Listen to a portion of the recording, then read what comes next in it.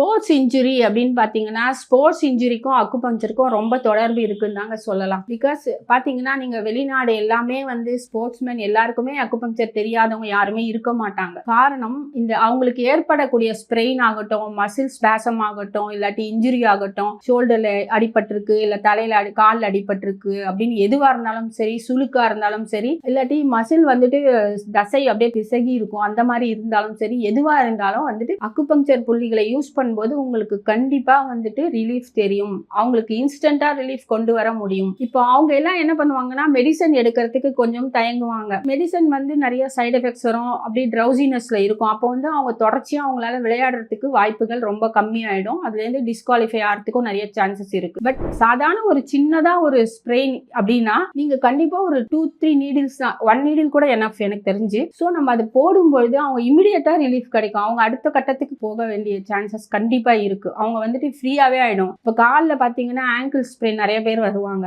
அவங்களுக்கு வந்துட்டு நம்ம 2-3 நீடில் தான், ஒரு நீடிலேயே கூட கண்டிப்பா ரிலீஃப் கிடைச்சிருக்கு. இல்லாட்டி மேக்ஸிமம் 2-3 அவ்வளவுதான், 3 நீடில்ஸ் தான். ஸோ இதுல வந்துட்டு கண்டிப்பா பண்ண முடியும், நிறைய பண்ணிட்டு இருக்கும். அதனால ஸ்போர்ட்ஸ் ரிலேட்டடா எனி கைண்ட் ஆஃப் இன்ஜுரினாலும் நீங்க வந்துட்டு அக்குபஞ்சர் எடுத்துக்கும் பொழுது கண்டிப்பா கிடைக்கும். ஏன்னா மசில்ஸ், டெண்டான்ஸ் எல்லாமே வந்துட்டு எதனால யார் வந்து அதுக்கு வந்து எனர்ஜி கொடுக்குறான்னு சொல்லிட்டு உங்களுக்கு தெரியும். ஸோ அவங்க அதை ரிலேட்டடா மசில்னா என்ன பண்ணணும் அப்படின்னு, டெண்டான்ஸ்னா எதை ஸ்டிமுலேட் பண்ணணும், எந்த ஆர்கனை அப்படின்னு சொல்லிட்டு அதுக்கு ஏற்ற மாதிரி பண்ணும் பொழுது இவங்களுக்கு வந்து கண்டிப்பா வந்துட்டு ரிலீஃப் கிடைக்கும். அதனால வந்து ஸ்போர்ட்ஸ் இன்ஜுரிக்கு கண்டிப்பா அனைத்து விதமான பிரச்சனைகளுக்கும் கண்டிப்பா அக்குபஞ்சர் ஹெல்ப் பண்ணும். இன்கேஸ் ஒரு போன் ஃப்ராக்சர் ஆயிட்டா கூட அவங்க அந்த ஃப்ராக்சருக்கு அப்புறம் சர்ஜரி பண்ணிட்டு கூட அந்த போன் வந்து சீக்கிரமா அந்த கூடுறதுக்கும் சரி, அந்த போன் வந்து வலிக்கிறதுக்கும் சரி, மசில் வலிக்கிறதுக்கும் சரி, அந்த காயம் ஆறதுக்குமே கூட சரி, நீங்க அக்குபஞ்சர் எடுக்கும் பொழுது சீக்கிரமா சரியாயிடும். உங்களுக்கு ஒரு 3 மாசம் ஆகும்னு சொல்றது ஒரு 1.5 மாசத்துலயே வந்து அக்குபஞ்சர் எடுத்துக்கிட்டீங்கன்னா இந்த காயங்கள் கூட